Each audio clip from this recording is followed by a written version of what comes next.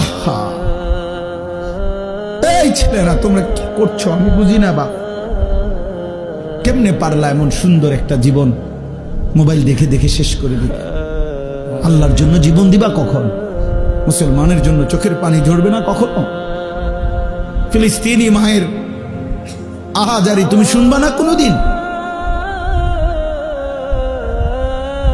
মজলুমানের আহাজারি পৌঁছবে না কোনোদিন তোমার কানে? এই জন্য ভাইয়া গুনাহ ছেড়ে দাও, তওবা করো বাপ।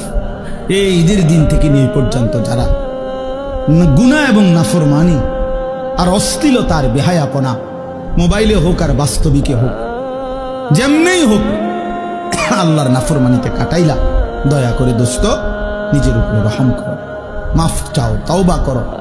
ভুল হইছে, এটা ভুল হইছে, এটা ভুল করেছ, এটা উচিত হয় নাই।